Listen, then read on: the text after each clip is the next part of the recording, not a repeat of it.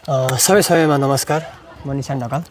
यतिखेर हामी मिक्लाजुङ गाउँपालिका वडा नम्बर 1 मा आइपुगेको छौँ। केही दिन अगाडि एउटा सामाजिक सञ्जालले तत्ताउने खालको एउटा घटना घटेको थियो, जुन चाहिँ कुवेतमा बस्नुहुने एकजना महिला गङ्गामाया राई भन्ने जो महिला हुनुहुन्छ, उहाँले टिकटक लाइभमा आएर आत्महत्या गर्नुभएको थियो।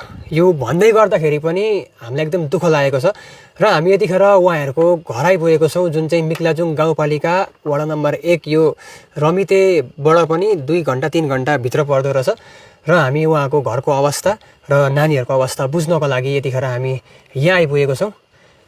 र म धेरै भूमिका बाँध्न चाहिनँ, म सिधै नानीहरूसँग थोरै कुराकानी गर्छु। अन्तिमसम्म रहनु होला। नानी नमस्कार।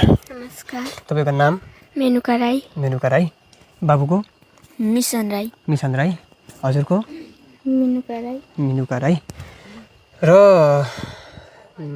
मामुको यस्तो घटना घट्नुभन्दा अगाडि नि हजुर कहिले चाहिँ बोल्नु भएको थियो?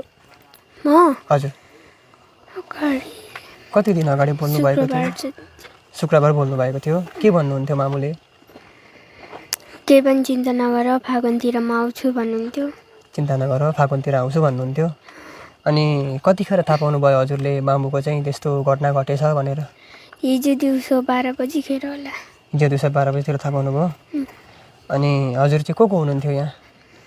म र भतिज न्युदो जाँदै थियौँ। हजुर। उसको मामा आउनुभयो सुनेर, अनि तल बाटोमा बोजूसँग भेट भयो। अनि बाटोमै थाहा पाउनु भएको? ए, हिजो स्कुल लागेको थिएन?